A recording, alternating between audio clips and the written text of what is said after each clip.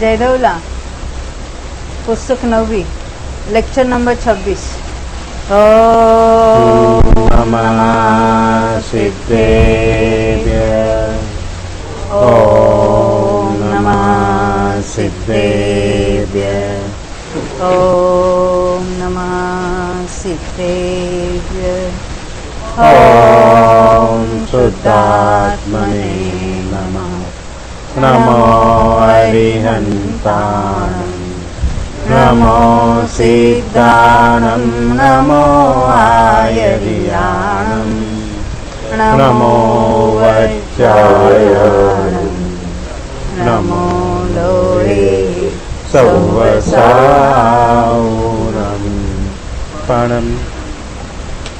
प्रणमीय मोक्षपदेशं पदेश संकन्तिविरह्यं सौवदयं पयदियदुमुवयेशं वोच्छामि पदेश संकमं निस्संकम्।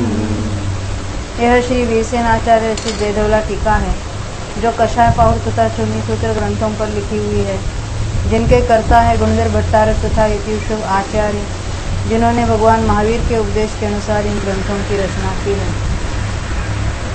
9वीं पुस्तक जो बंधक नाम का अर्थाधिकार है, उसमें अभी हम पृष्ठ संख्या 194 पर आ गए। कल का रिकॉर्डिंग नहीं हुआ ना? हाँ, अभी रिपीट ले रहे हैं। हाँ नहीं वादा नहीं करो क्योंकि रिकॉर्डिंग करो। देखो, उत्कृष्ट स्वामित्व के बाद अभी जघन्य स्वामित्व को हम देख रहे हैं। यानी अभी ये जो 194 पृष्ठ पर ऊपर सूत्र लिखा है, एक तो जहन्नयम, यम चाहिए वो बम हुआ ना, एक तो जहन्नयम, आगे जघन्य स्वामित्व को कहते हैं।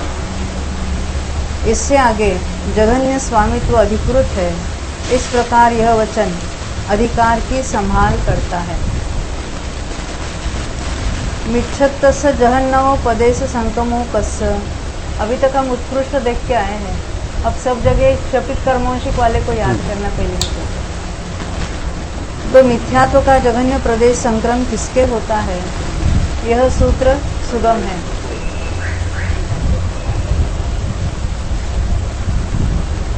अभी उसके जवाब में यह सूत्र लिखते हैं।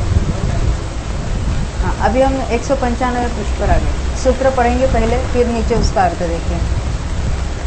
खविद कम्मंसियो एन्द्रिय कम्मेण जघन्येन मनुष्येषु आगदो सव्वलहुं चैव सम्मत्तं परिवन्नो संयमं संयमा संयमं च बहुसो लभिदाहुवो चत्तारि वारे कसाय उसामित्ता बेछावट्ठी सागरोम साधिरेयानि सम्मत्तम् अनुपालिदं तदो मिच्छत्तं गदो अंतमुत्तेन पुनो तेन सम्मत्तं लब्धं पुनो सागरोम पुधत्तम। वो थ हुआ है ना, ध चाहिए, सागरोम पुधत्तम सम्मत्तम अनुपालिदम तदो दंसन मोहनीय खवनाय अभ्युत्थिदो तस् चरिम समय अधापवत्त कर्णस्य मिच्छत्तस्य जहन्नमो पदेश संकमो। ये लंबा चौड़ा वाक्य है ना, एक एक करके हिंदी में पढ़ते देखिए। किसी एक क्षपित कर्मांशिक जीव ने, क्षपित कर्मांशिक के लिए जो कोई वहाँ आवश्यक है वो सब पूरे करते हुए ये बात आई है। एकेंद्रिय संबंधी जघन्य सत्कर्म के साथ मनुष्यों में आकर अतिशीघ्र सम्यक्त्व को प्राप्त किया। पहले पंचेंद्रिय संबंधी जो कुछ उसने कर्म बांधे थे वो सब एकेंद्रिय में लंबे काल रहने के कारण वो सब निकल गए।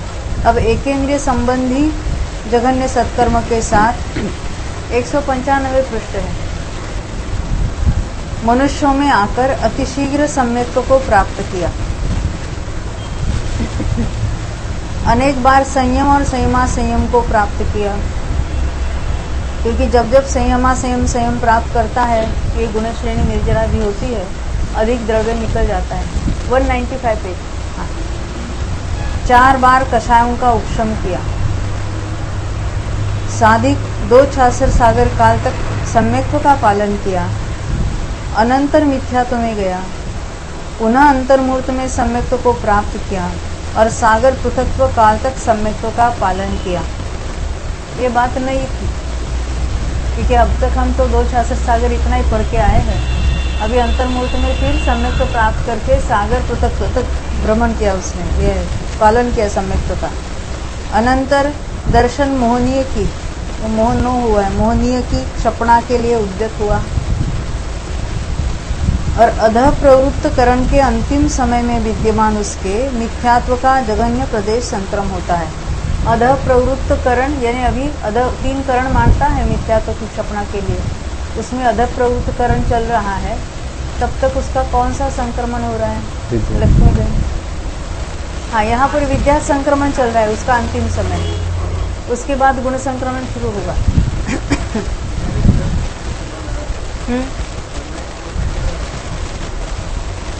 सम्यक्त्व में तो 2000 सागर में तो बहुत बार होगा ना। पल्ले के असंख्यात्वे भाग काल, पल्ले के असंख्यात्वे भाग बार होता है सम्यक्त्व और संयम असंयम। बारंबार मनुष्यों में आके फिर एकेंद्रिय में जाके उसने क्षपित कर्मौषिक की पूरी विधि पालन करके आया है। हाँ? नहीं, ये अंतर्मूर्त वाली बात, सागर पृथक्त्व वाली अधिक ली उन्होंने। ऐसा कुछ नहीं, अभी तक जो ये उपदेश आया था तो 2 शास्त्र सागर ही लगातार था, उसके बाद तो मिथ्या तो, हाँ ऐसा कहीं इसका उल्लेख नहीं आया था अभी तक, यहाँ प्रथम बार ही ऐसा उल्लेख आया है।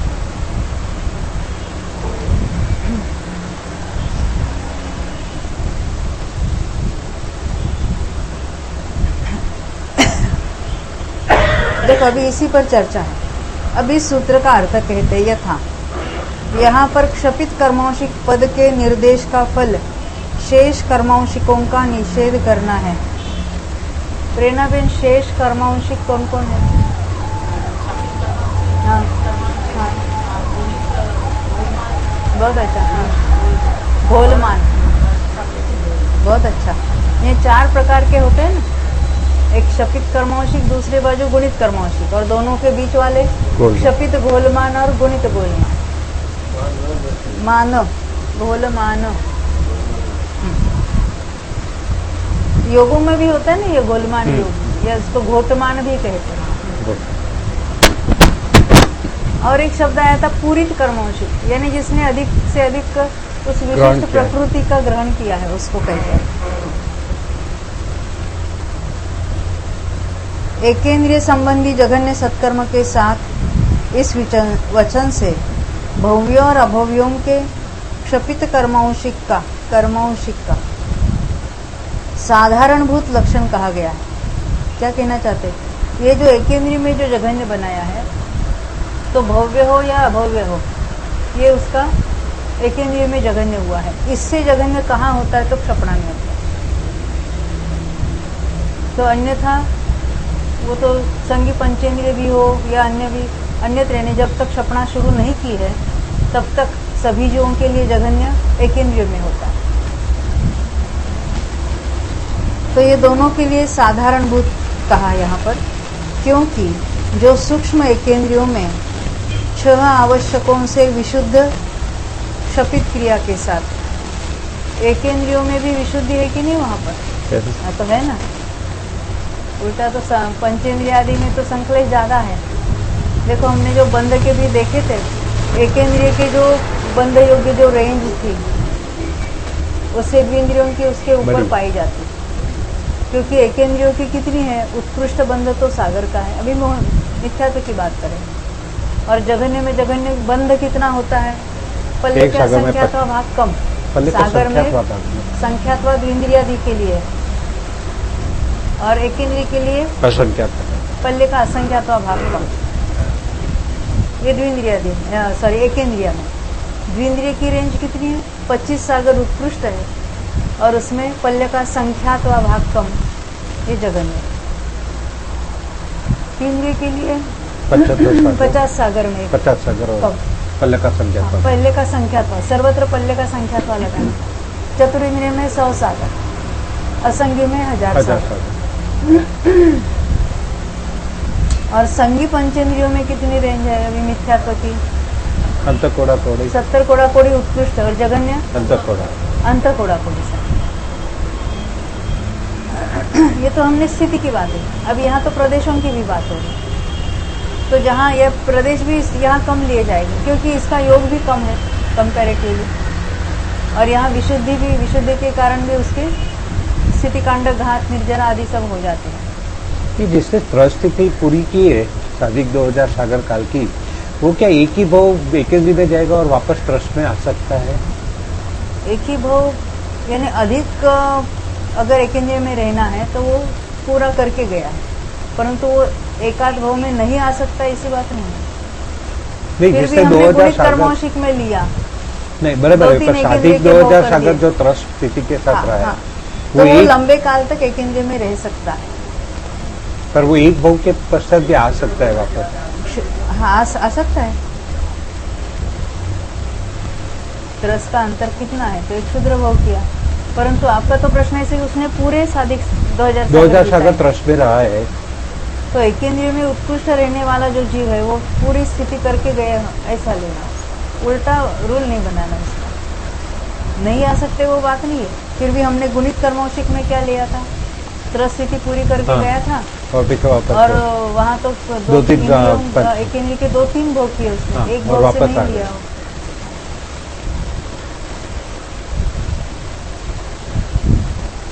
तो ये भव्य अभव्य दोनों के लिए क्षपित कर्मौशिक का साधारणभूत लक्षण कहा, क्योंकि जो सूक्ष्म एकेंद्रियों में 6 आवश्यकों से विशुद्ध क्षपित क्रिया के साथ वहाँ जो कोई स्थिति कांड घात होते, क्षपणा ने वो जो मोक्ष मार्ग वाली क्षपणा नहीं लेनी, कर्म स्थिति प्रमाण काल तक रहा। यानी पहले वाला जो कुछ कर्म था उत्कर्षण आदि होके भी पड़ा था वो सब निकल गया। हाँ 6 आवश्यक में भवावास है, योगावास, अध्यावास वगैरह वो सब ले लेगा। यानी जघन्य अभी क्षपित कर्मौशिक है ना, यहाँ सब जघन्य योग वगैरह लगा दिए। विशुद्धि के परिणाम अधिक थे, अपर्याप्तों में अधिक बार लगा, उसके भव्य और अभव्य दोनों के साधारणभूत एकेंद्रीय संबंधी जघन्य सत्कर्म पाया जाता है। इस प्रकार एकेंद्रियों में कर्म स्थिति का समय के अविरोध से पालन कर, यानी आगम के अनुसार जैसा बताया वैसा पालन करके अनंतर मनुष्यों में आया है। ये तो पहली कंडीशन बताई। इसे मनुष्य गति में किस लिए लाया गया है, उसका समाधान सम्यक्त्व की उत्पत्ति से लेकर गुण श्रेणी निर्जरा के द्वारा बहुत कर्म पुद्गलों का गालन करके भव्यों के योग्य जघन्य सत्कर्म को उत्पन्न करने के लिए इसे मनुष्य गति में लाया गया है। यहाँ सम्यक्त्व के साथ संयम भी पालन करेगा, उसकी गुण श्रेणी अधिक होगी, गुण निर्जरा अधिक होगी। इसी अर्थ विशेष का ज्ञान कराने के लिए, यानी इसी अर्थ को बराबर बताने के लिए अतिशीघ्र सम्यक्त्व को प्राप्त हो, क्योंकि उपशम सम्यक्त्व के काल में भी पहले उसकी करण परिणामों में गुण श्रेणी निर्जरा होती है, तो अतिशीघ्र सम्यक्त्व को प्राप्त हो, अनेक बार संयम और संयम को प्राप्त किया, यह वचन आया है। एकेंद्रियों में से आकर तथा मनुष्यों में उत्पन्न होकर वहाँ 8 वर्ष और अंतर्मुहूर्त के बाद सम्यक्त्व और संयम को एक साथ प्राप्त कर तथा संयम गुण श्रेणी निर्जरा करके, संयम वाली गुण श्रेणी निर्जरा, जीव जब पहले से चौथे में जाता है या पहले से 5वें में जाता है, पहले से 7वें में जाते हैं, तो जो गुण श्रेणी का जो प्रमाण है वो अलग अलग है। किसका गुण श्रेणी का आयाम ज्यादा होगा? नीचे वाले गुणस्थान में ज्यादा होगा, ऊपर में आयाम ज्यादा होगा। आयाम यानी अनेक निषेकों की गुण श्रेणी होगी नीचे। ऊपर के गुण स्थानों में जहाँ विशुद्धि ज्यादा है आयाम थोड़ा होता है, माल ज्यादा, उसमें माल जो आता है अपकर्षित होकर वो अधिक आता है, अधिक अपकर्षित होता है और कम निषेकों में डिस्ट्रीब्यूट होता है, यानी उसकी निर्जरा ज्यादा असंख्यात गुणा होती है।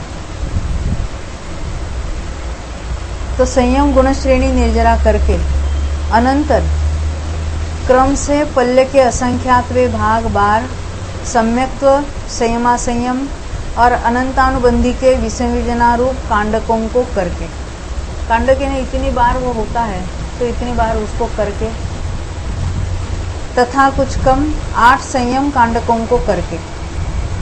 ऐसे तो संयम कांडक कितने बार होता है? अधिक से अधिक 32 बार, इसमें से तो 8 बार यहाँ बता दिया।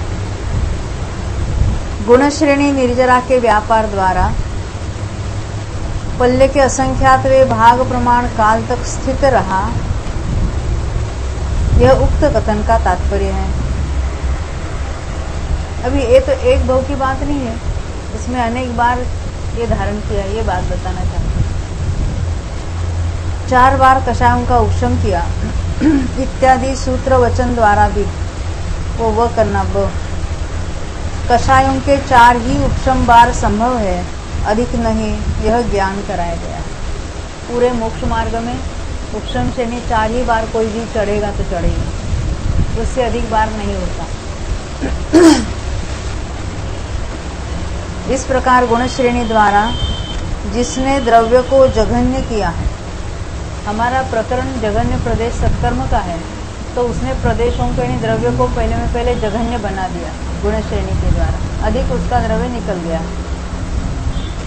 उसके प्रकृत स्वामित्व में उपयोगी और भी विशेषता का कथन करने के लिए यानी इतनी बात तो बता दी, गुण श्रेणी के द्वारा इतना तो उसका द्रव्य निकल गया। अब अन्य भी क्या है, और भी कम करना है, तो उसके लिए कहते हैं साधिक 2 छासर सागर काल तक सम्यक्त्व का पालन किया, यह वचन कहा है। वचन है, वचन करो। शंका, इस प्रकार साधिक 2 छासर सागर काल तक सम्यक्त्व का पालन किस लिए कराया है? प्रश्न ख्याल में है ना? इतनी बार वो कषायों को उपशमाया संयम धारण किया, संयमा संयम धारण किया, अनंतानुबंधी की विसंयोजना की, हर बार गुण श्रेणी निर्जरा हुई, उसमें तो बहुत सारा प्रदेश कम हुआ ही हुआ, परंतु अभी इसको वेदक सम्यक्त्व में इतने लंबे काल तक रखने वाले, तो वहाँ क्या फायदा होगा? प्रदेश कम होने के लिए एक एक निषेक गलेगा ना, अधक गलना के द्वारा, अधक स्थिति गलना के द्वारा एक एक निषेक सम्यक्त्व रूप होकर उदय में आने वाला है। मिथ्यात्व की बात चल रही है यहाँ पर। मिथ्यात्व का एक एक निषेक नीचे का सम्यक रूप होकर उदय में आकर नष्ट हो जाए, उसको कहेंगे अधस्थिति गलना। तो उसका समाधान है, ये क्यों कराया? क्योंकि मिथ्यात्व की तावन मात्र गोपुच्छाओं की, तावन मात्र है 2 छासर सागर के समय मात्र, क्योंकि एक एक समय में एक एक निषेक पड़ा। गोपुच्छाओं की यानी निषेकों की अधस्थिति गलना के द्वारा निर्जरा करके, यानी एक एक उसका निषेक गल रहा है, जघन्य स्वामित्व का विधान करने के लिए वैसा किया है। फिर शंका, इस प्रकार 2 छासर सागर काल तक परिभ्रमण करके अनंतर मिथ्यात्व में गया, ऐसा किस लिए कहते हैं? वहां पर एक क्षपणा कराओ ना, तो फिर दोबारा मिथ्यात्व में क्यों ले गए? नहीं, क्योंकि मिथ्यात्व के द्वारा अंतर को नहीं प्राप्त हुए उक्त जीव का पुनः सागर पृथक्त्व काल तक सम्यक्त्व के साथ रहने में विरोध आता है। लगातार सम्यक्त्व कितने काल तक रहता है? तो 1 छासर सागर, फिर तीसरे गुणस्थान में आया, फिर और 1 छासर सागर। अब कहते फिर और थोड़ा बढ़ाओ ना सम्यक्त्व का काल, तो कहते नहीं, मिथ्यात्व में आए बिना फिर नहीं बढ़ सकता। मिथ्यात्व में जाकर फिर सागर पृथक्त्व तक वो समय दृष्टि रह सकता है, जो बात यहाँ पर आई है खास। अतः इसी बात को दिखलाते हुए पुनः उसने सम्यक्त्व को प्राप्त किया इत्यादि वचन कहा है। अब इसके ऊपर शंकाकार कहता है, यह वचन नहीं बनता, क्योंकि जो जीव 2 छासर सागर काल तक सम्यक्त्व के साथ रहा है, उसका पुनः सागर पृथक्त्व काल तक उसके साथ परिभ्रमण करना नहीं बन सकता। इसके लिए कहते यह कोई दोष नहीं है, क्योंकि इस सूत्र के अभिप्राय से, अन्यत्र ये बात नहीं बताई है, परंतु इस सूत्र में खास करके बताई है। तो इस सूत्र के अभिप्राय से जिसने 2 छासर सागर काल तक सम्यक्त्व के साथ परिभ्रमण किया है, उसका फिर भी सागर पृथक्त्व काल तक सम्यक्त गुण के साथ अवस्थान होना संभव दिखाई देता है, यानी पाया जाता है किसी की।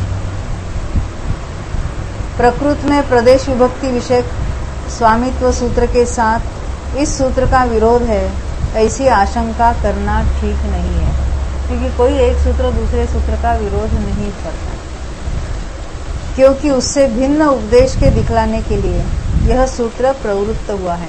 ऐसा भी उपदेश है ये बताने के लिए सूत्र में खास उसके सागर पृथक की बात यहाँ लिख दी है। इस प्रकार 266 सागर काल के बाहर यानी इन एडिशन सागर पृथक्व काल तक वेदक सम्यक्त्व का पहले कहा गया काल बन जाता है। इसलिए उसका पालन कर अंतिम मनुष्य भाव में कुछ कम एक पूर्व कोटि काल तक संयम गुण श्रेणी निर्जरा करके, यानी बहुत बार उसने बीच बीच में मनुष्य भाव भी पाए थे, क्योंकि बहुत बार संयम धारण किया था। उपशम श्रेणी भी 4 बार चढ़ के उतरा था। वो तो उसी के इन बिटवीन था ना उसमें, वो तो अलग, उसके बाद अलग से।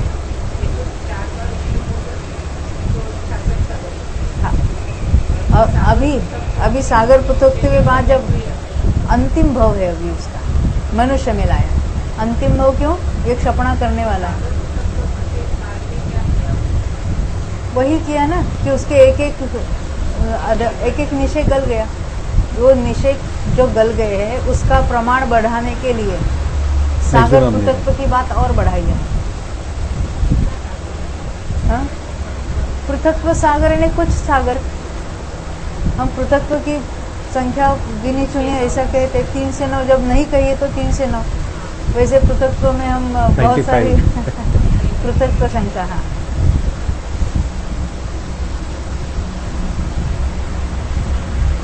यानी अभी जो जिसमें वो क्षपणा करने वाला है, दर्शन मुंडी की क्षपणा, उस भव में आया, वो मनुष्य भव में लाया उसको। और वहां भी डायरेक्ट उसने अर्लीस्ट क्षपणा नहीं की, पूर्व कोटि काल तक तो संयम पालन किया,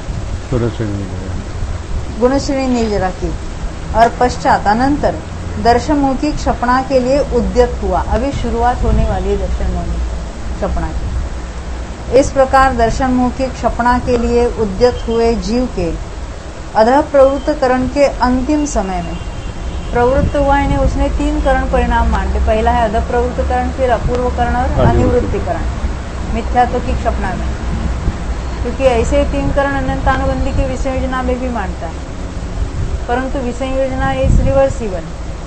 परंतु एक बार क्षपणा शुरू की उसने एक बार, फिर वो तो क्षपणा करके ही रहेगा, तो उसके लिए भी 3 करण परिणाम पहले मांगता है। उसमें अधः प्रवृत्त करण के अंतिम समय में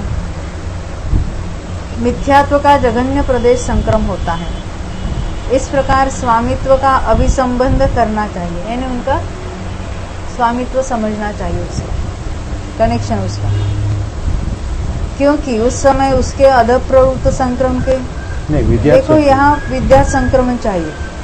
मिथ्यात्व में तो अधः प्रवृत्त संक्रम होता ही नहीं है, ये अधः प्रवृत्त करण की बात चल रही है। परंतु संक्रम कौन सा है यहाँ पर? विद्यात्व, क्योंकि मिथ्यात्व में कौन कौन से संक्रमण नहीं होते?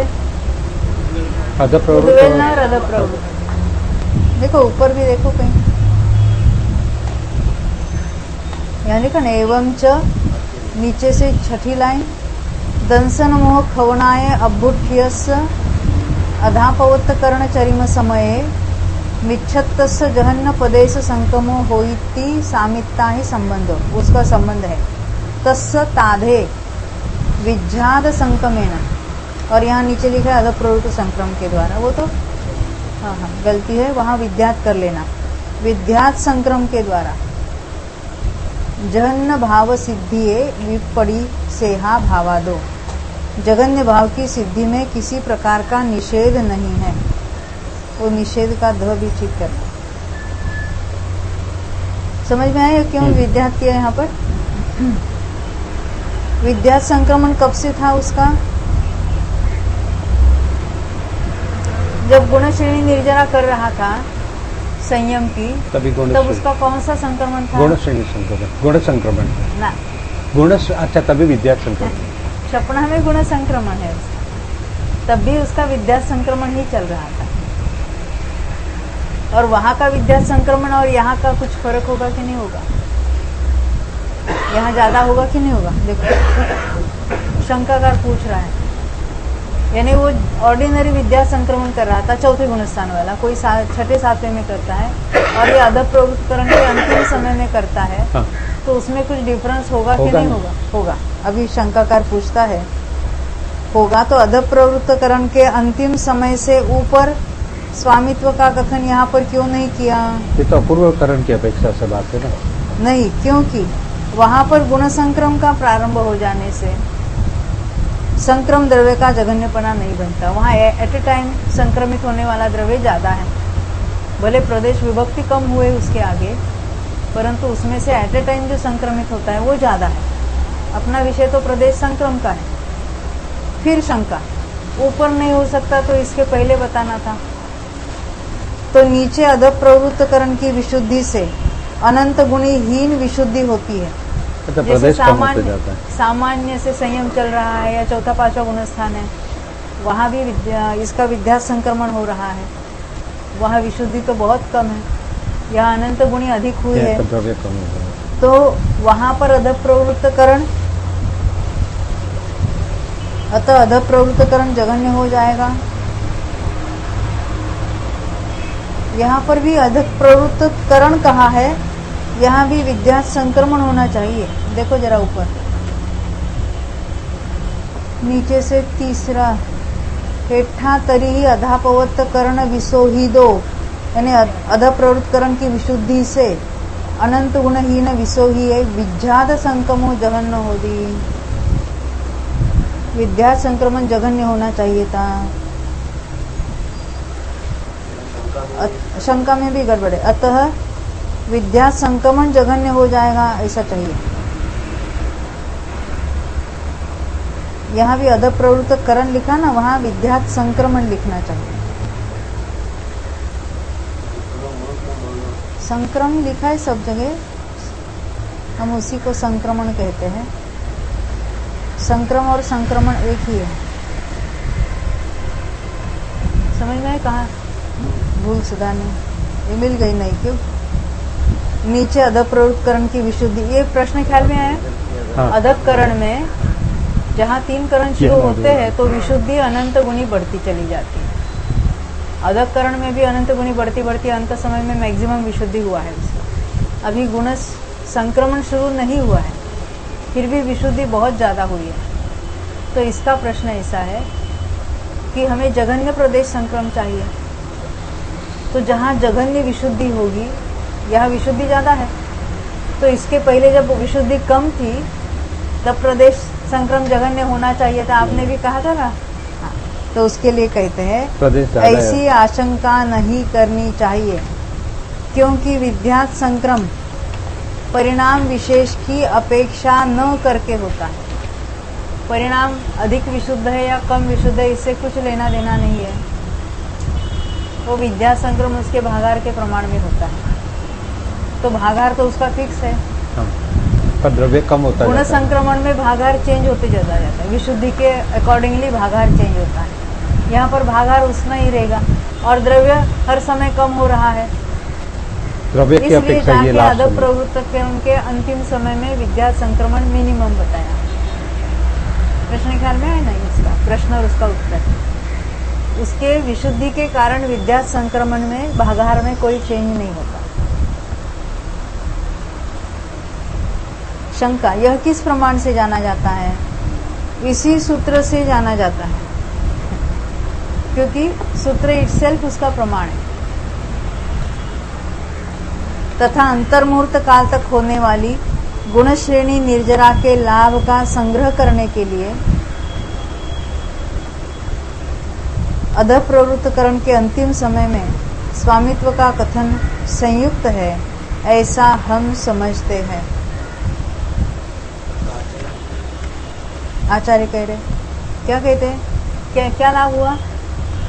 द्रव्य जितना कम होता जाएगा और भागाकार तो एक ही है। हाँ, वो तो विद्या की बात हुई। हाँ। पर फिर भी यहाँ अंतिम समय क्यों लिया? अगर उतना ही है विद्या संक्रमण, ये अधः प्रवृत्तकरण के अंतिम समय में लेने से उसका फायदा क्या हुआ, यह लिखा ना। हाँ, नहीं, हाँ, द्रव्य कम होता जाता है और भागाकार समान कैसे है कम हुआ?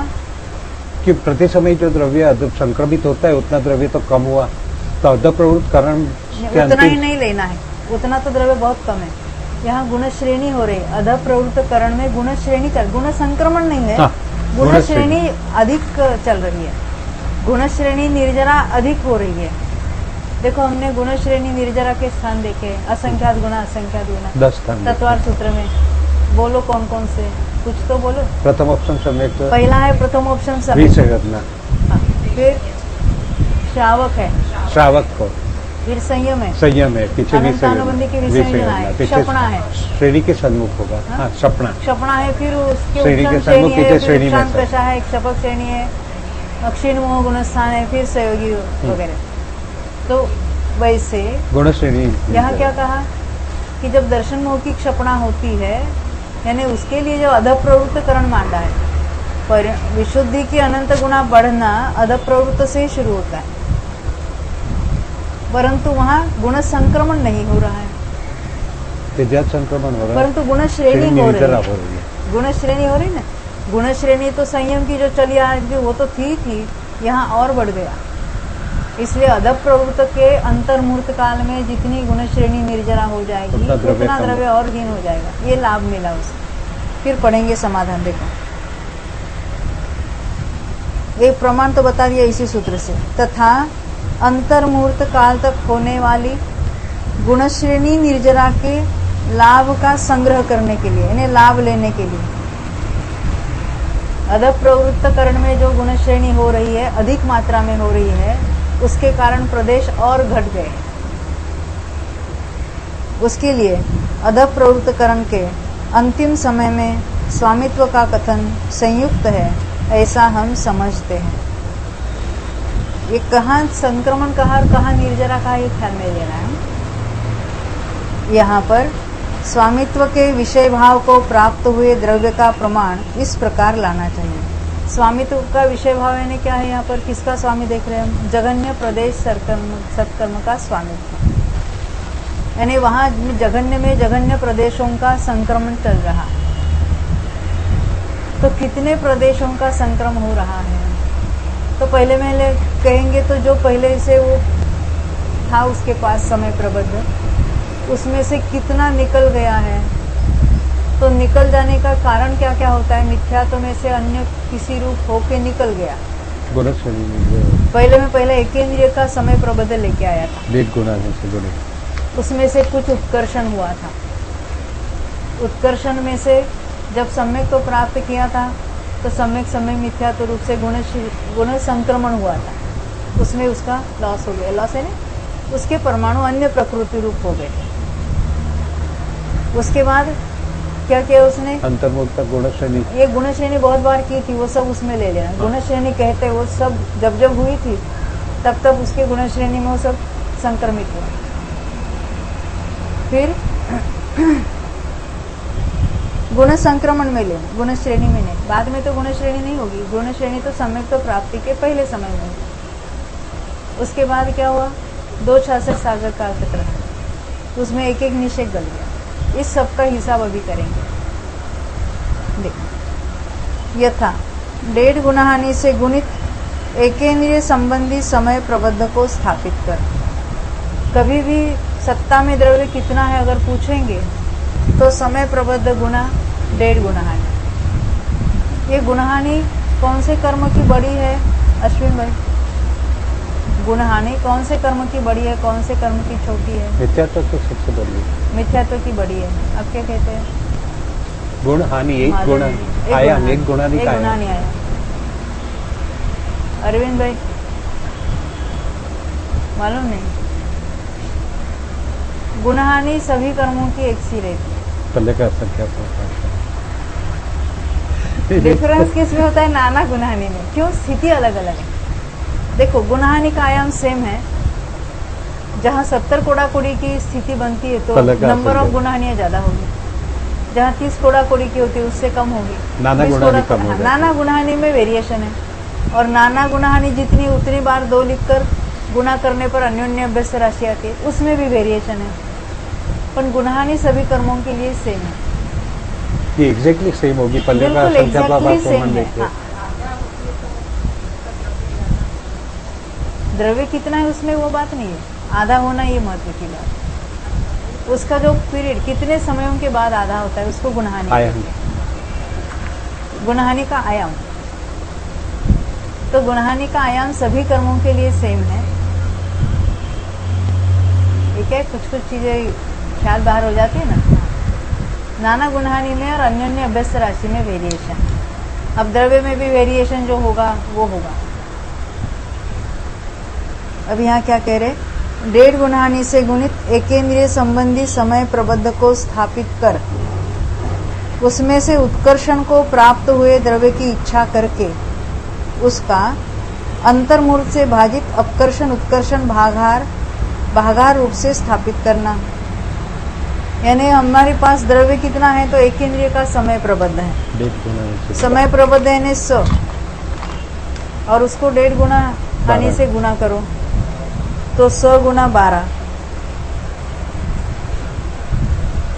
अभी वो कुछ कम 12 होता है, पर हम 112 लिखेंगे। ये क्या हुआ, समय यानी वो सत्ता वाला द्रव्य इतना हुआ। अभी ये एकेंद्रिय संबंधी समय प्रबंध ये ख्याल में लेना है।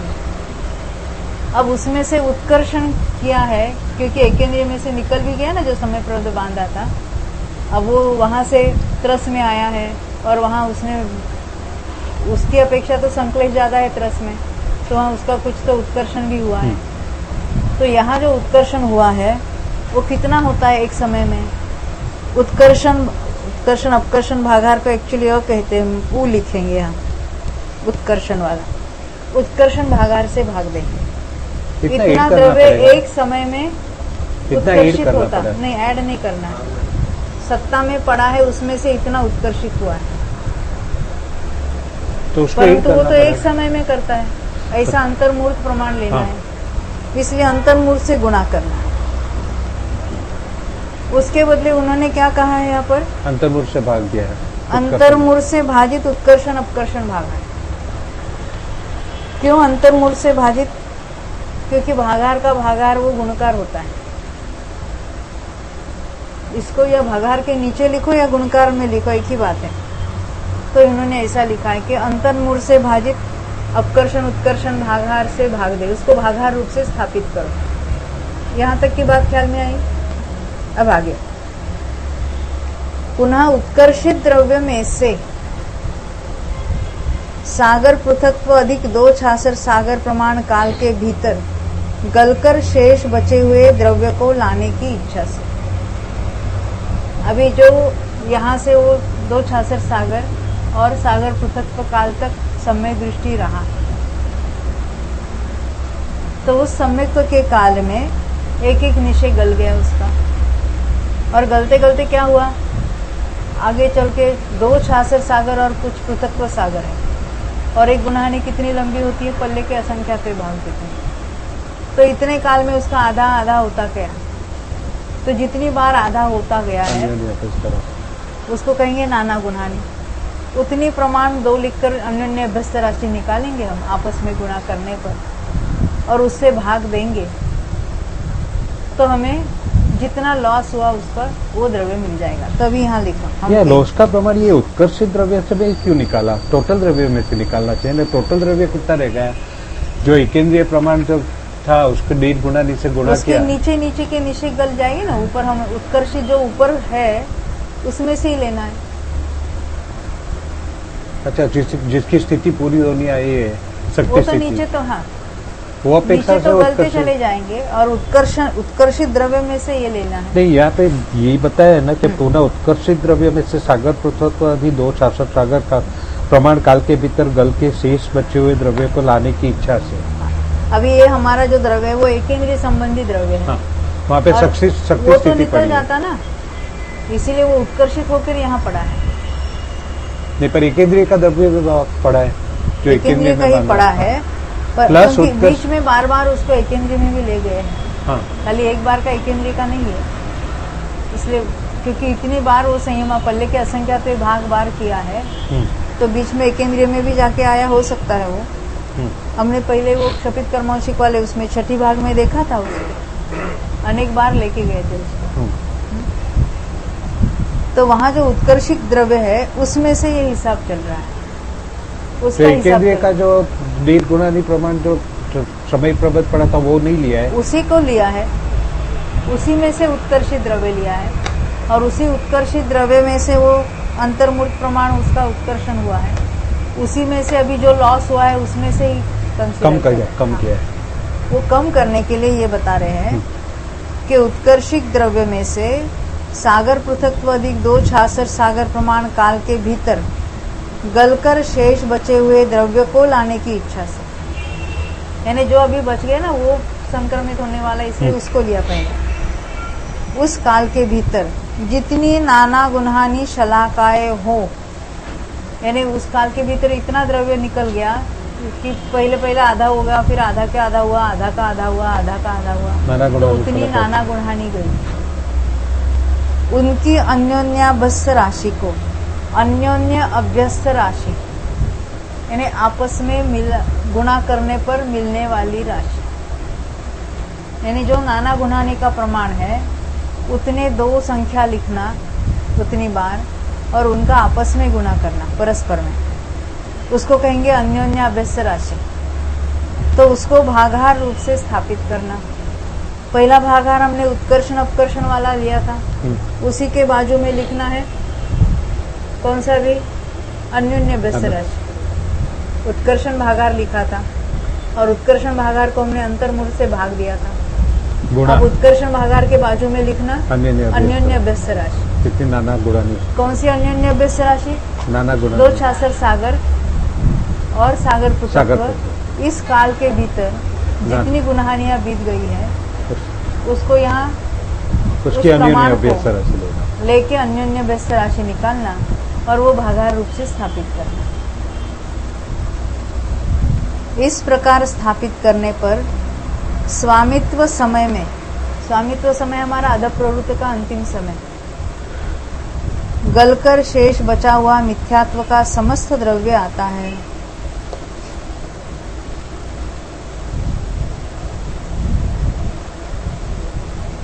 इसमें से विद्या संक्रम के द्वारा संक्रम को प्राप्त हुए द्रव्य को लाने की इच्छा से अंगुल के असंख्यातवे भाग प्रमाण विद्या संक्रमण भागहार को भागहार रूप से स्थापित करना चाहिए। अंतिम समय में इतना द्रव्य बचा है, इसके आगे वो अपकर्षण भागहार भी लिखना चाहिए ना, ये नहीं अन्योन्याभ्यस्त राशि। अभी इतना जो द्रव्य आएगा उसको अब इसको विद्या संक्रमण भागाहार से भाग दें, अंगुल का सकते अंगुल का, तो उतना एक समय में उस अंतिम समय में संक्रमित होगा। इस प्रकार स्थापित करने पर स्वामित्व के विषय भाव को प्राप्त हुआ जघन्य द्रव्य आता है, क्योंकि यहाँ जघन्य प्रदेश संक्रम की बात चल रही है, उस संबंधी जघन्य द्रव्य का प्रमाण आता है। ये मिथ्यात्व की बात उन्होंने बताई। अब सम्यक और सम्यक मिथ्यात्व की बात देखेंगे हम।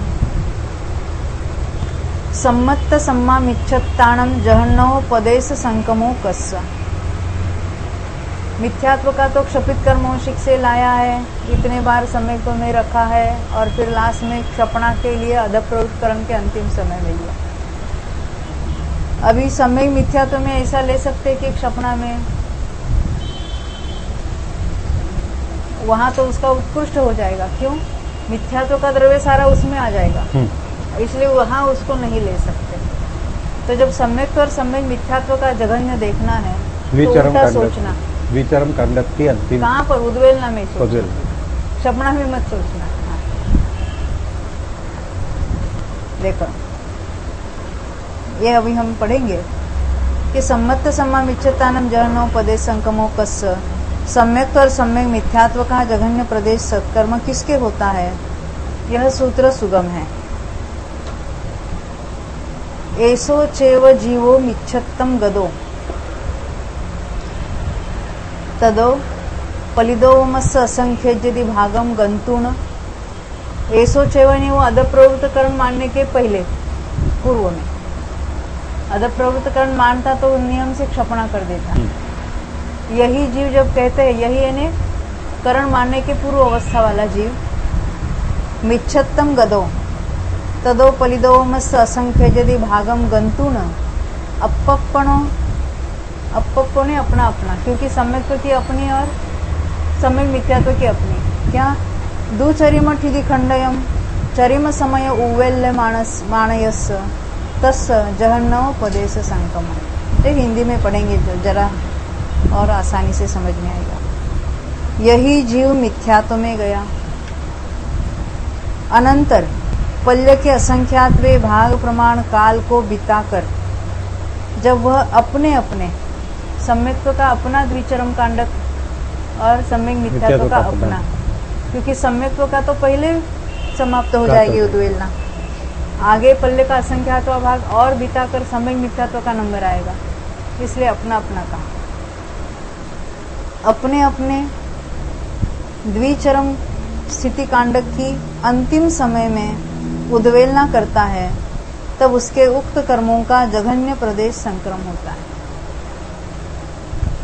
द्विचरम लिया, यहाँ चरम नहीं लिया है, क्योंकि चरम जो स्थिति कांडक है उसका उद्वेलना है, वहाँ गुण संक्रमण है, और अंतिम खाली में सर्व संक्रमण है। और उसके पहले कौन सा संक्रमण है? उद्वेलना संक्रमण। विद्या संक्रमण चौथे, पांचवें, छठे, सातवें में ले लेंगे,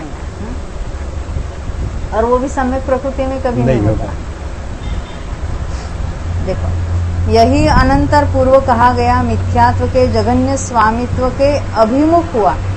अभी जघन्य स्वामित्व पर पहुंचा तो आगे बढ़ जाएगा, उसके अभिमुख है, अभी उसके निकट आया है। क्षपित कर्मौशिक जीव दर्शन मोह की क्षपणा के लिए उद्यत होने के अंतर्मूर्त पूर्व ही संक्लेश को पूर्ण कर, यानी उतने काल में उसको संक्लेश हो गया।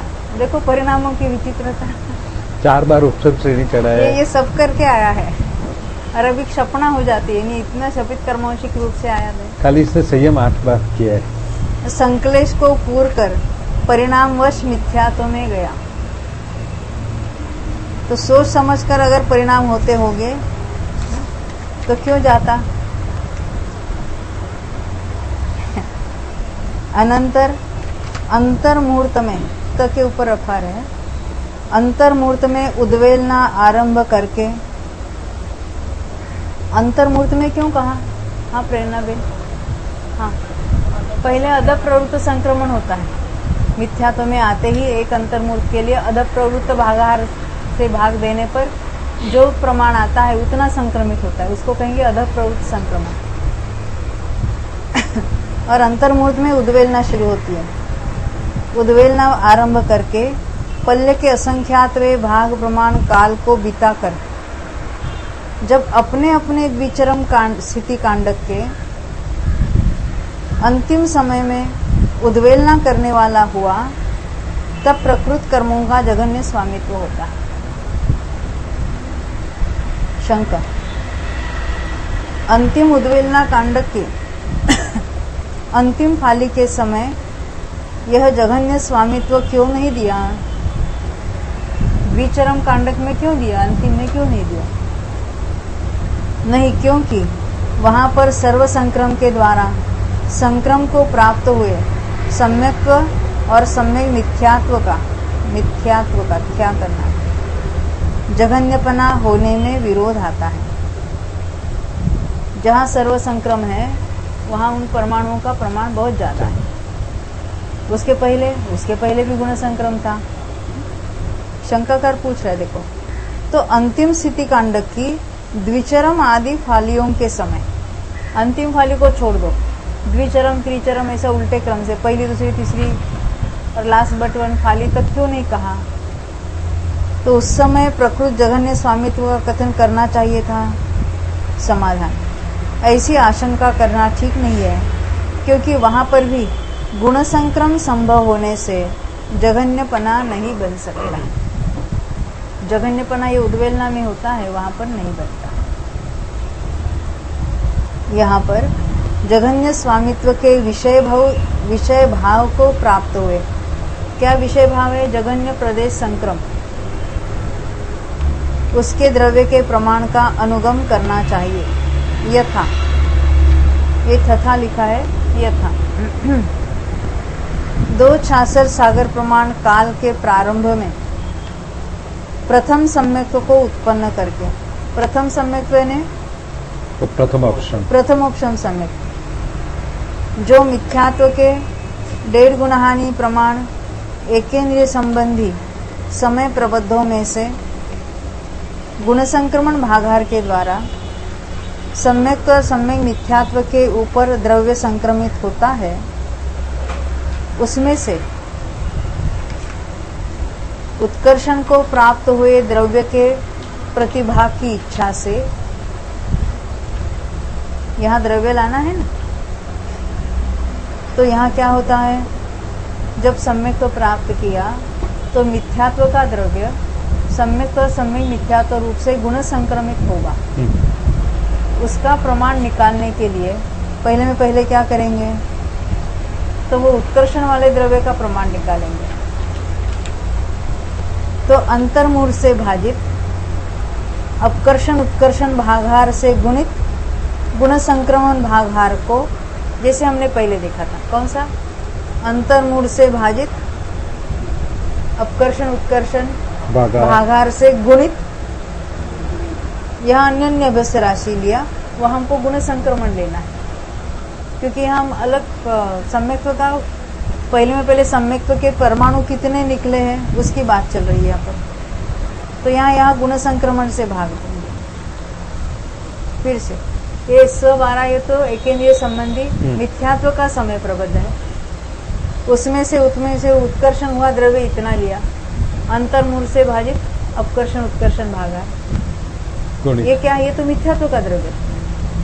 जब उसने सम्यक्त्व प्राप्त किया गुण संक्रमण, तो गुण संक्रमण भागार से भाग देंगे, तो इतना द्रव्य सम्यक रूप से और सम्यक मिथ्यात्व रूप से परिणत हुआ। इसका अभी जितना लॉस हो गया उसके बाद हम मिथ्यात्व में ले जाएंगे, अंत में उसका भी और भी यहाँ गणित करेंगे, उसका प्रमाण बताएंगे। फिर इसको पढ़ेंगे। पहले पेज में क्या लिखा था कि हमें इसका प्रमाण निकालना है, तो जो 1.5 गुणहानि प्रमाण एकेंद्रिय संबंधी समय प्रबद्ध था किसका, मिथ्यात्व का, उसमें से गुण संक्रमण भागार के द्वारा ये दो प्रकृतियों में द्रव्य संक्रमित होता है। तो जो एकेंद्रिय संबंधी समय प्रबद्ध में से उत्कर्षण को प्राप्त हुए द्रव्य का निकालने के लिए अंतर्मूल से भाजित अपकर्षण उत्कर्षण भागार से गुणित गुण संक्रमण भागार को, ख्याल में है ना ये क्या करना है, क्षपित कर्मांशिक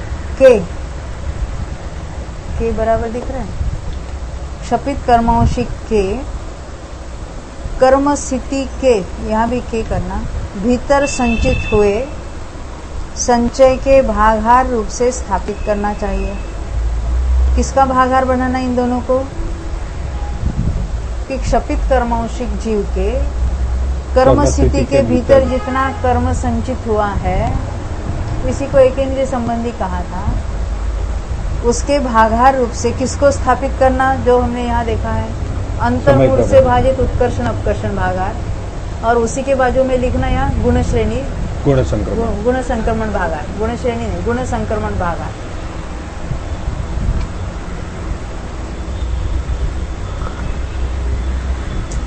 पुनः इसे ग्रहण कर, यानी ये तो सम्यक और सम्यक मिथ्यात्व में कितना द्रव्य आया उसका प्रमाण मिला, अभी उसमें से कितना बीत गया कितना निकल गया उसका प्रमाण लाना है।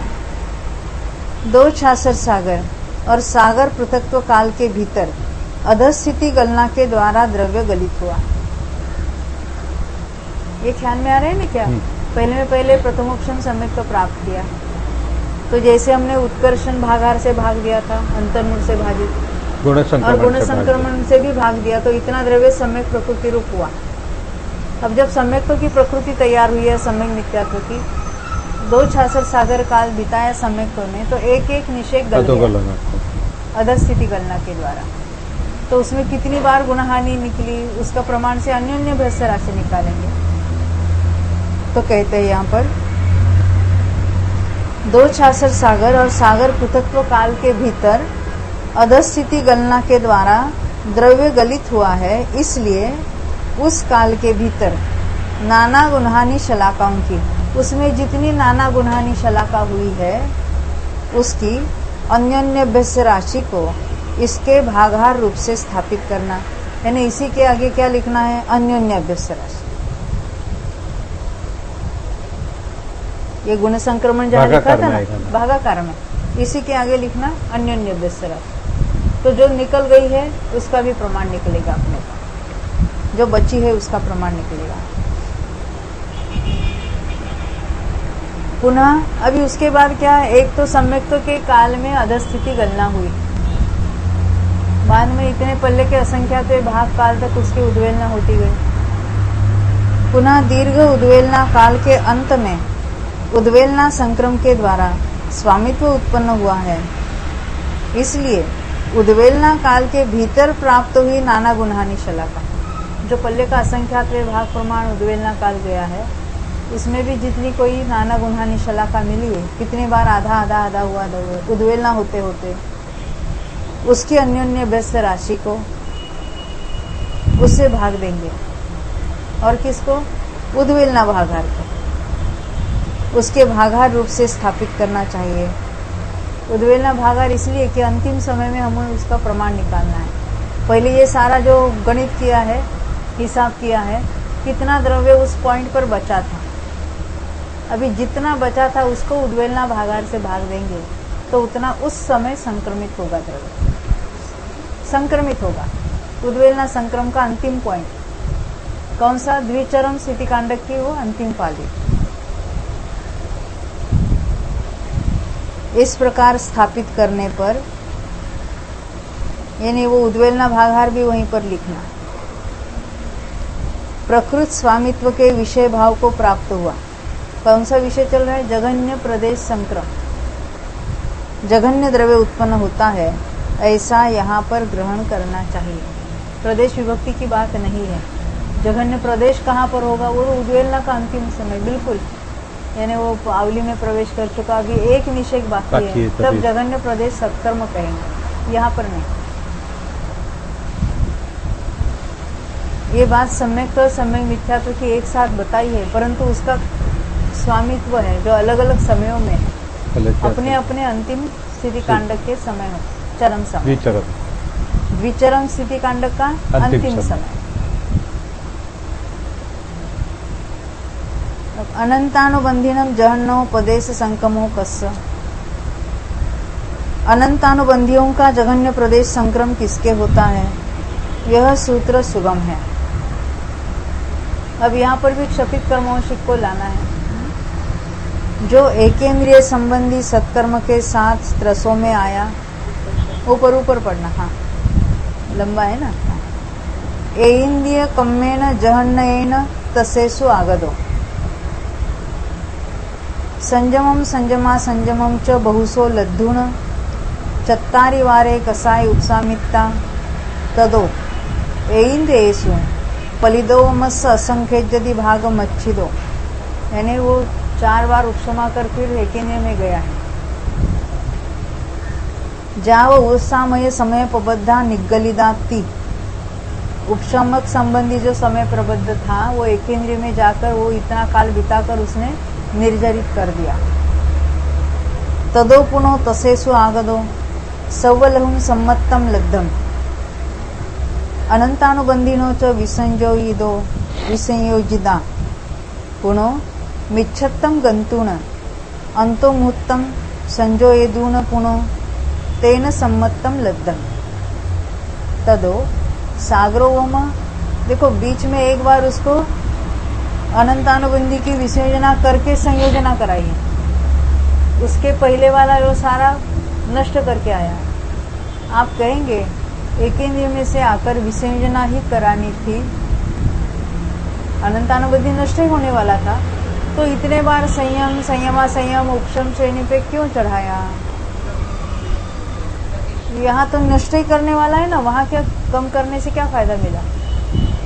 नहीं समझा। मैं बता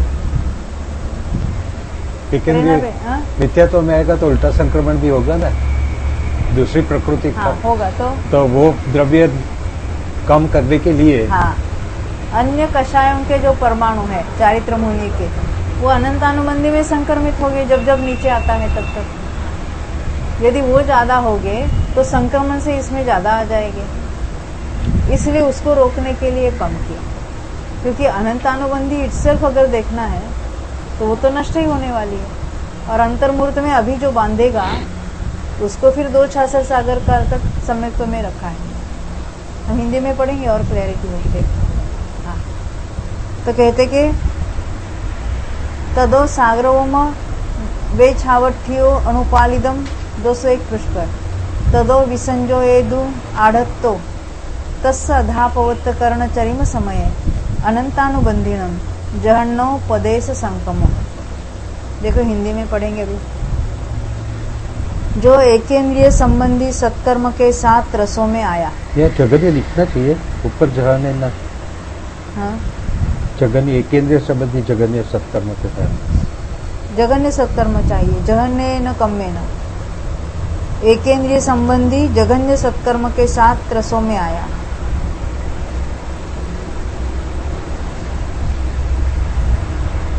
जगन्य शब्द डालना है।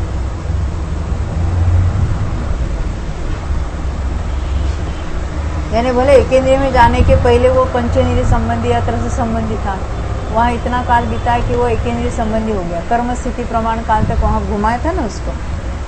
वहाँ पर यानी त्रसों में आने पर संयम और संयमा संयम को अनेक बार प्राप्त कर और 4 बार कषायों का उपशम कर अनंतर एकेंद्रियों में तावत प्रमाण पल्ले के असंख्यातवे भाग प्रमाण काल तक रहा।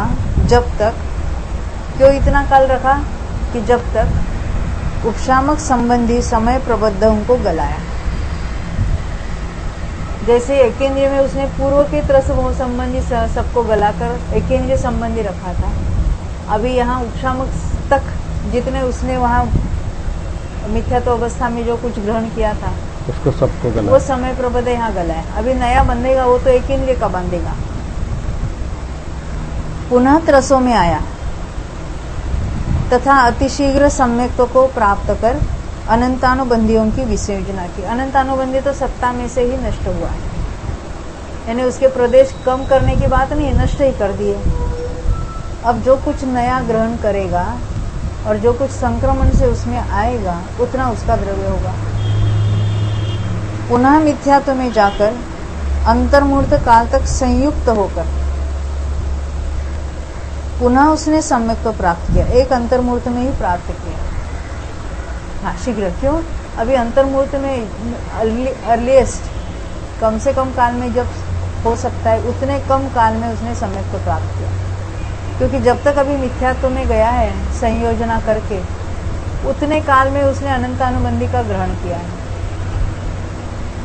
पहले से उस सत्ता में कुछ था नहीं जो विसंयोजना में नष्ट हो गया था। अब उसने नया बांधा भी है और कुछ संक्रमित भी हो गया अंतर्मूर्त में। उतना ही द्रव्य इसकी सत्ता में है अभी अनंतानुबंधी का। अब इसमें से 2 छाछर सागर तक और निकल जाएगा, गल जाएगा। देखो, मिथ्यात्व में जाकर अंतर्मूर्त काल तक संयुक्त होकर पुनः सम्यक्त्व को प्राप्त किया। अनंतर 2 छाछर सागर काल तक उसके, ये मैंने पढ़ा ना, हाँ, उसके साथ रहा। अनंतर जब विसंयोजना का आरंभ करता है, 2 छाछर के पश्चात जब वहाँ विसंयोजना का आरंभ किया, यानी दूसरा छाछर समाप्त होने के समय में, तब उसके अधः प्रवृत्त कर्म के अंतिम समय में अनंतानुबंधियों का जघन्य प्रदेश सत्कर्म होता है। यहाँ पर भी 3 कर्म परिणाम होते हैं विसंयोजना में, और वहाँ उसका जघन्य प्रदेश सत्कर्म होता है। सत्कर्म नहीं, प्रदेश संक्रम। सत्कर्म कहने से उसका सत्ता वाला बनता है। यहाँ पे जो ऊपर जो बताया ना कि कषाय को उपशम कर, दूसरी लाइन में कषायों का उपशम कर, हाँ अनंतर एकेंद्रियों में तावत प्रमाण फल्य के असंख्यात वे भाग प्रमाण काल तक रहा। हाँ पर वहाँ पे जो परमाणु की जो शक्ति स्थिति है वो तो 70 कोड़ा, अरे यहाँ पे अनंतानुबंधी की बात चल रही है, तो वो उसकी 40 कोड़ा कोड़ी की रहेगी। तो ना वहाँ कौन सा, वो संयम को अनेक बार प्राप्त किया, तो बीच बीच में जब मिथ्यात्व में गया था, हाँ तब उसने जो कुछ बांधे थे, हाँ। उसकी बात चल रही। तो वो बांधे थे, उसमें शक्ति स्थिति तो पड़ी है ज्यादा। अभी यहाँ पे क्या बताया कि परंतु फल्य के शक्ति असंख्यात वे प्रमाण भाग प्रमाण काल तक रहा, जब तक उपशामक संबंधी समय प्रबंधों को गलाया। अभी उपशामक संबंधी जो नीचे द्रव्य आया था, वहाँ पे शक्ति स्थिति तो उतनी लंबी पड़ी थी, तो एकेंद्रिय में आने से कितना ऊपर जाएगा? एक सागर पर नहीं, पर एक सागर देखो इसमें उत्कर्षण होने का सवाल नहीं है, क्योंकि नया बंध तो स्थिति से अधिक नहीं हो रहा है। हाँ ख्याल में है ना, जितना नया बंध अगर जितनी स्थिति लेके आया है, उससे अगर नया बंध अधिक होता तो उत्कर्षण का सवाल बढ़ता था, उत्कर्षण हो जाता। अभी एकेंद्रिय में आने के पश्चात उत्कर्षण का सवाल नहीं है। हाँ। उल्टा है, वो निकल जाएगा। हाँ। यहाँ की विशुद्धि भी है उस प्रमाण। उपशम श्रेणी उतरने के बाद मुनिराज की जितनी विशुद्धि है, वहां से भी इसकी विशुद्धि ज्यादा है यहाँ पर,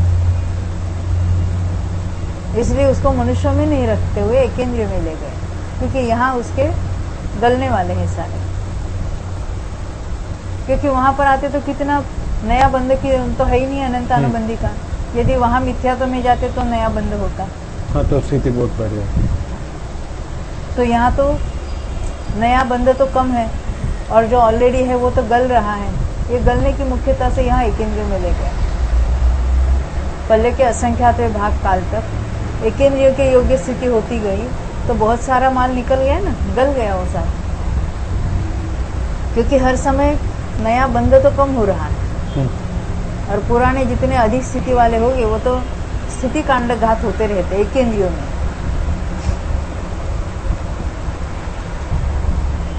तो जब इसने विषय योजना का आरंभ कर दिया है, जैसे हमने मिथ्यात्व में अधप्रवृत्तकरण का अंतिम समय लिया, यहाँ भी रोज का लेना, क्योंकि बाद में वो गुण संक्रमण और सर्व संक्रमण होगा। देखो यहाँ पर प्रकृत स्वामी क्षपित कर्मांशिक होता है, इस बात का कथन करने के लिए एकेंद्रिय संबंधी जघन्य सत्कर्म का अवलंबन किया, यानी क्षपित कर्मांशिक की बात यहाँ ली है। संयम संयम सम्यक्त्व और अनंतानुबंधियों के विसंयोजना कांडकों के द्वारा बहुत पुद्गलों के गलाने के लिए उक्त जीव को त्रसों में लाया गया। तो त्रसों में बहुत बार सम्यक्त्व, संयम संयम और विसंयोजना की, तथा इसीलिए 4 बार कषायों का उपशम कराया गया है, ऐसा जानना चाहिए। पुनः उपशामक संबंधी समय प्रबद्धों के स्थिति कांडकों से उत्पन्न हुई स्थूलतर गोपुच्छाओं की, स्थूलतर क्योंकि वहाँ की गोपुच्छाएं बड़ी बड़ी हो गई थी। क्यों?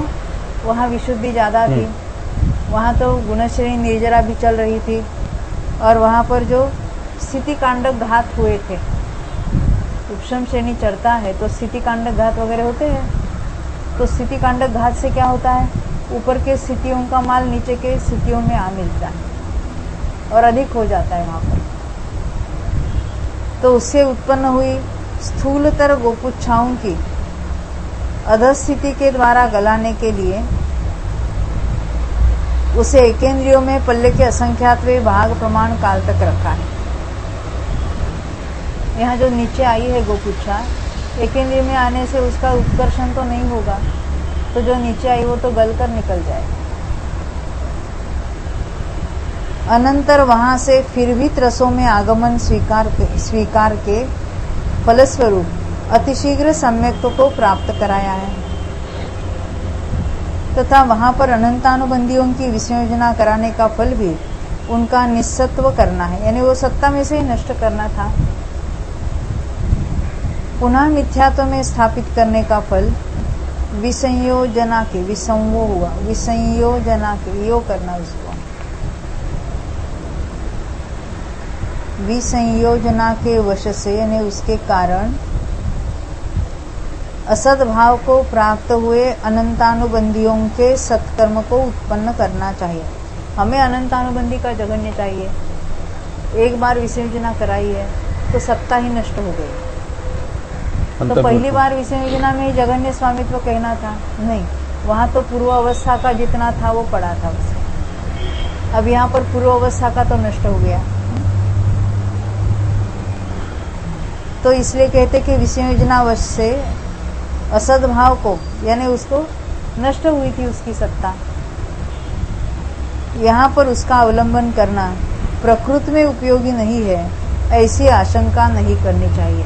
यानी यहाँ बीच में विसंयोजना करने का कुछ फायदा नहीं है, ऐसा अगर यदि कोई कहता है तो वो बात ठीक नहीं है।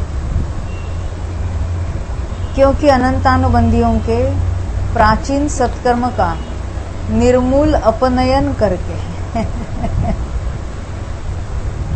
पहली सत्ता के जो कर्म है निर्मूल यानी कुछ शेष बचे बिना, निशेष कंप्लीट अपनयन करना यानी उसमें से बाध करना। वो यह पूरा चाहिए, आधा हुआ है, माइनस करना यानी उसको रूल आउट करना, उसमें से निकाल देना। तो प्राचीन सत्कर्म का निर्मूल अपनयन करके यानी प्राचीन सत्कर्म संपूर्ण नष्ट करके पुनः मिथ्यात्व को प्राप्त हुए जीव के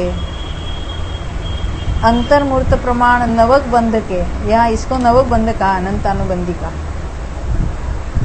समय प्रबंधों के साथ शेष कषायों में से, देखो ये तो है ही है, नवक समय प्रबंध तो है ही है, साथ साथ कौन है, शेष कषायों में से तत्काल संक्रमित हुए द्रव्य को ग्रहण कर। अंतर्मूर्त में जितना नया बंध हुआ और जितना संक्रमित हुआ उतना भी अनंतानुबंधी का द्रव्य कहलाएगा। पुनः सम्यक्त्व के प्राप्त होने से, सम्यक्त्व प्राप्त होने पर अभी नया बंध तो है ही नहीं है, तो जो कुछ अभी विसंयोजना के बाद एक अंतर्मूर्त में उसने ग्रहण किया और संक्रमित किया वही अनंतानुबंधी का द्रव्य रहा।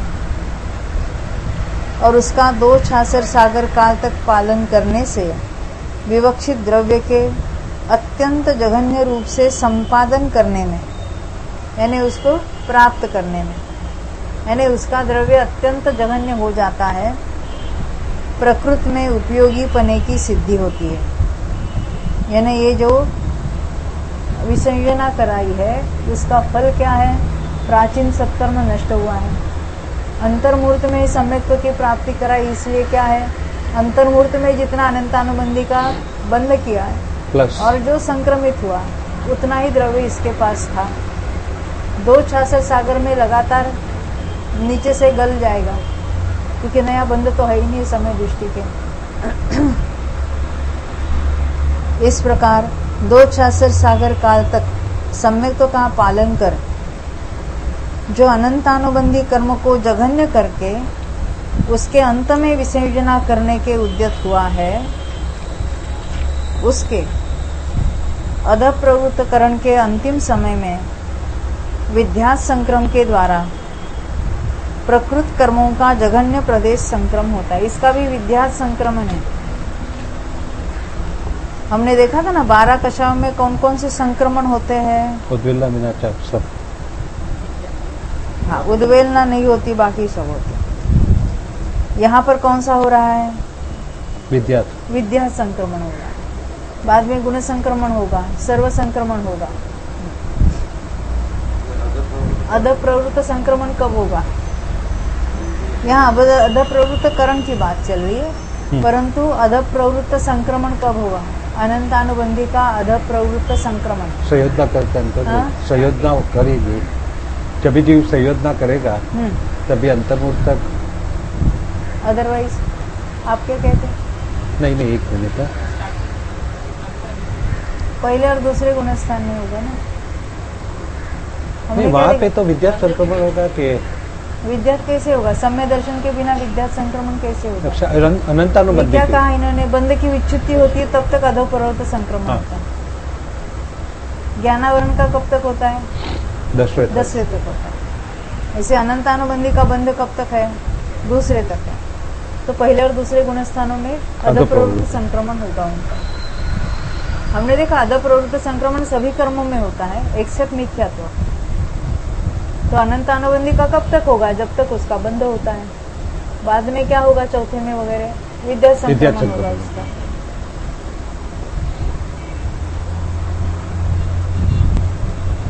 यहाँ पर जघन्य स्वामित्व के विषय को प्राप्त हुए द्रव्य के प्रमाण का अनुगम इस प्रकार करना चाहिए। अभी इसका हमको द्रव्य निकालना है, अनंतानुबंधी का द्रव्य निकालना है। यथा 1.5 गुना से गुणित एकेंद्रिय संबंधी समय, यह रह गया है। समय प्रबंध को स्थापित कर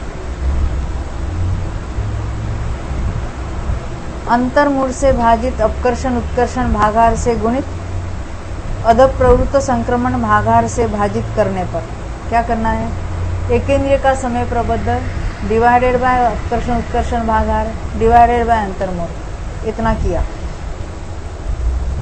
संयुक्त होने के प्रथम समय से लेकर अंतर्मूर्त काल तक अधः प्रवृत्त संक्रम के द्वारा शेष कषाय में से संक्रमित हुआ अनंतानुबंधी का द्रव्य उत्कर्षण का प्रतिभागी होकर आता है। क्या कहना चाहते हैं?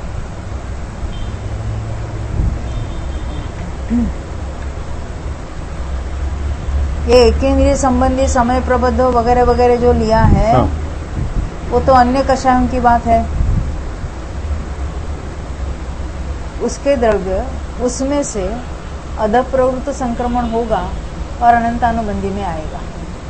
एक तो बात ये हुई। पुनः 2 छाछर सागर के काल के भीतर गलित हुए शेष द्रव्य की इच्छा से उस काल के भीतर प्राप्त हुई नाना गुणानी शलाकाओं की अन्योन्याभ्यस्त राशि से उसके अपवर्तित करने पर, यानी भाग देने पर, गलित होने के बाद शेष बचा हुआ द्रव्य आता है।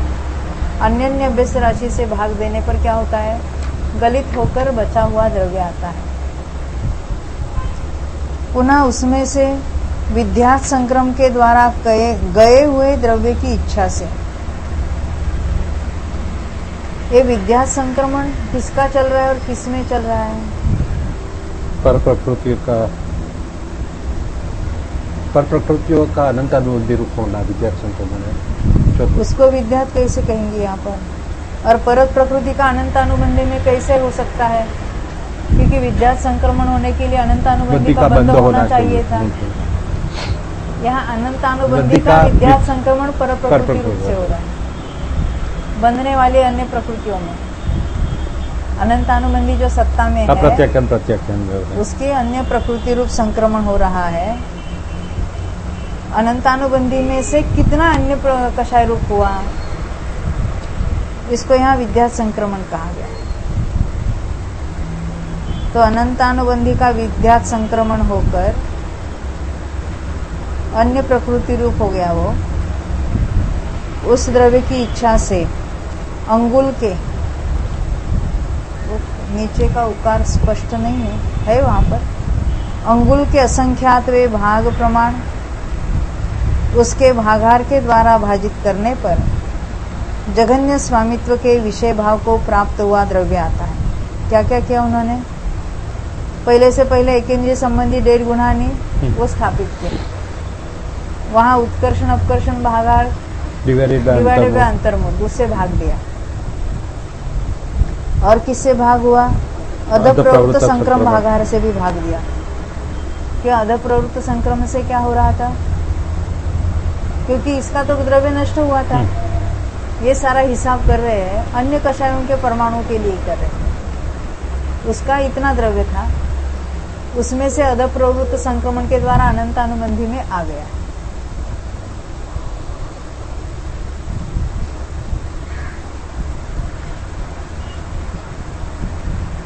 और फिर 2 छाछर सागर काल तक अनंतानुबंधी में से निकल गया। उसके लिए क्या करेंगे? उसकी जो अन्योन्य व्यस्त राशि है उससे भाग देंगे। कितना बाकी तो इतना द्रव्य बाकी रहा। प्लस अब उसमें से वो विद्या संक्रमण होगा अंतिम समय में, पर प्रकृति रूप हो तो जाएगा। उसके भागार से भाग देंगे। अथवा नीचे से चौथी लाइन, यहाँ पर भी दो छाछर सागर काल के अंत में मिथ्यात्व में ले जाकर अंतर्मूर्त बाद फिर भी सम्यक्त्व को प्राप्त कर और सागर पृथक्त्व काल तक उसके साथ रहकर विसर्जना के लिए उद्यत हुए जीव के अधप्रवृत्त करण के अंतिम समय में जगन्य स्वामित्व होता है। यानी यहाँ पर भी वो पृथक्त्व सागर प्रमाण और उसको समय दृष्टि रखकर कोटि पूर्व के अंत में जाके सिंह बीच से जाता क्योंकि है। उसको इतना लाभ मिलेगा कि द्रव्य और गल कम हो जाएगा। जाएगा।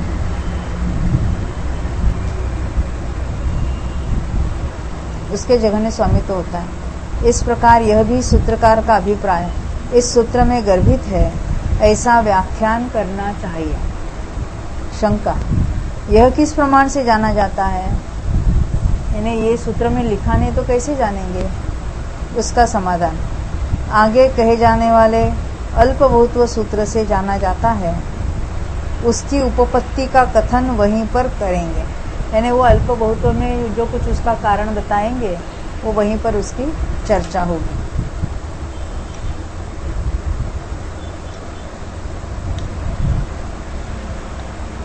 अब अट्ठन्नम कसायानम जहन्नव पदेश संकमो कस्य। हाँ, ये अभी नया विषय शुरू होता है, इसकी चर्चा बाद में ही करेंगे। अभी 4 दिन का गैप है ना बीच में।